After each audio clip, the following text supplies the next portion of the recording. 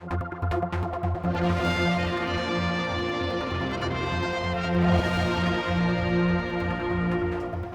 after I think a 4-week absence, the Chief Minister's back with us, looking a lot better. I have to say, the last time I interviewed you, you definitely didn't look right, and you were struggling with the interviews.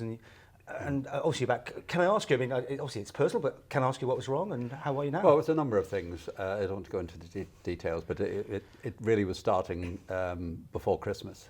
So I've been struggling with it for probably about 3 months, and it all came to a head a few weeks ago. But I'm pleased to say now, with the treatment I've had, it's cleared up. And I'm also pleased to say I don't have cancer, I haven't had a stroke, and all the other problems which have been attributed to me over the media over the last few weeks. So I'm in good health at the moment, and I intend to stay that way.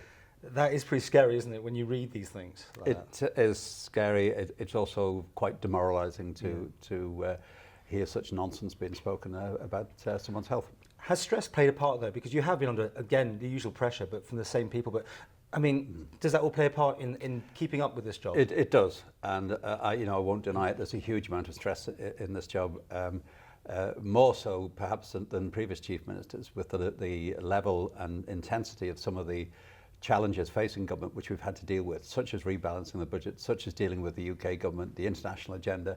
And I've been doing an awful lot of travelling as well over the last few months to lobby on behalf of the Allan in Westminster and various other places.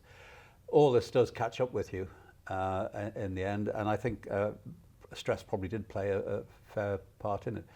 So it wasn't just a single issue. There were a number of problems I had all at the same time. It was a very difficult few weeks, but as I say, break has done me good, and I've recovered, and I'm back on good form. See, a lot of people just don't know you. I mean, I don't know you that well. We do these things every week, but I can't say I know Allan Bell at all. You keep yourself very much the two parts of you, I'm guessing here, what we see and what your private life is. Well, maybe that is the perception. I mean, it's not done intentionally. The job takes over 90% of my time, frankly. I really put some very long hours in with this role. I try to keep a private life as well. Not always on display, perhaps, but it's there, and I try and do my best to marry both parts of my life. Okay, bit of stress for you here. You lose one of your top men while you're away, handled in an interesting way through the media, a lot of it as well. Your thoughts? I mean, you were off, but you were obviously following the story. Yes, I mean, I may have been off, but I was aware of what's going on. I was keeping abreast of developments in council and obviously across government.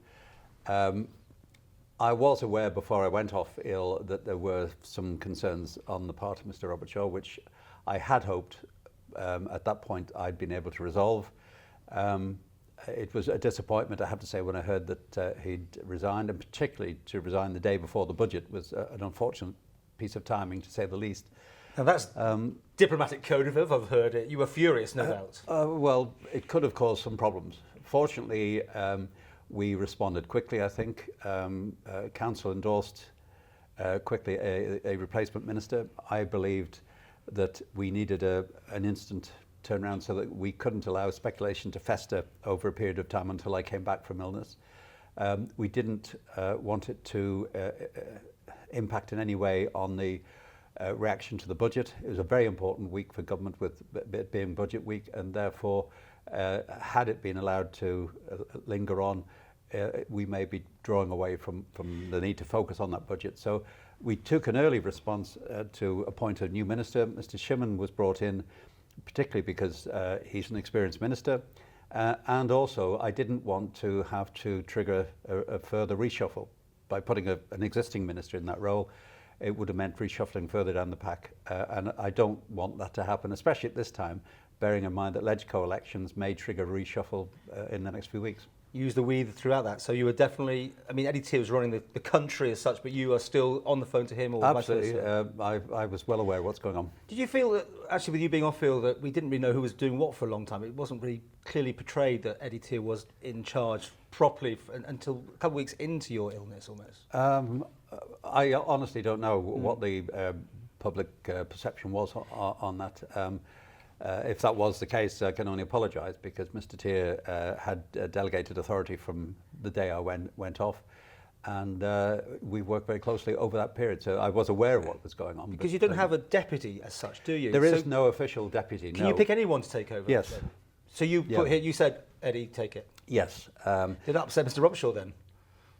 Well, no. Your enforcer? Mr. Robertshaw was resigning, so I don't think it made much difference. So you knew a fair bit in advance that he was going to go then? Well, we had an indication that he was thinking along those lines. Is he going to be trouble for you now, do you think? I mean, he says he's not, he's just going to... No, I don't think so. I think he was frustrated with one or two of the problems he ran into within the Cabinet Office and wider government. We all have our frustrations. Perhaps people who have been in politics for a longer spell take that frustration as part and parcel of the job. Mr. Robertshaw has come in fairly recently from the private sector and perhaps is not used to those sort of obstacles that we take as a matter of course on a daily basis. So I think that frustration has been building up with him for some time, and you know, I'm very disappointed to lose him. I think he's made a good contribution, and I hope we will continue to work with him. What's coming clear though, from all these bits of jigsaw, as far as we can see, is that in Coman there are factions, people are disagreeing more and more. Maybe are the wheels coming off it? No, not at all. The council works very well together. It's a frustrating comment to hear in many respects, because I've been accused, as you know, on many occasions of being a dictator and inhibiting the ability of fellow ministers to speak their mind. Nothing could be further from the truth. I've encouraged open debate in council, and from time to time there will be disagreements. It's a political body. What else do you expect? But I'm leading up to the front page of the newspaper that says that there's trouble at Mill, and there's a little coup going on behind the scenes. Yes, it's a bit early for the silly season, really, as far as the media is concerned. But well, I asked you this question yesterday, and it's on the record. And I did a tweet that I literally said, "Will you give me a comment yesterday?" And you gave me quite an expletive saying, "Not today," basically.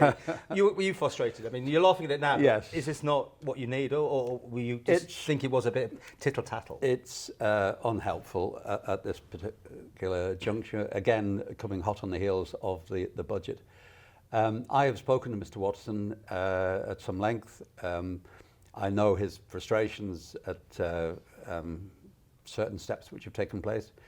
And he's been telling people about it, hasn't he, on his Facebook, amongst other things? I don't know. I don't follow Mr. I mean, there has been... Watson's Facebook. You've never been best of mates. I was looking back in some old interviews, actually, the other day, and, when you were still just finance minister, and there was a bit of friction in those days. Is that still there? I think our political perspectives are somewhat different.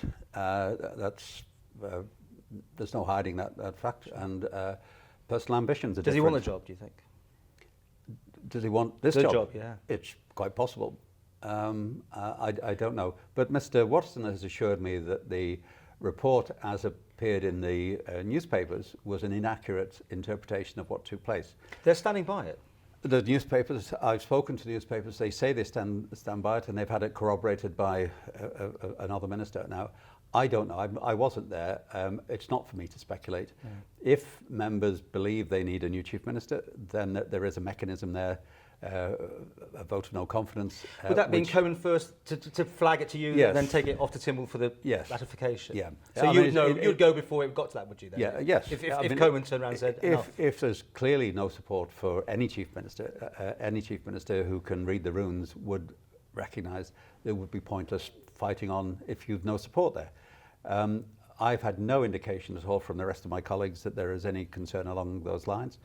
I'm assured by Mr. Watson that this interpretation which has been put on that meeting was the wrong one. I wasn't there. I've no way of confirming or otherwise what took place.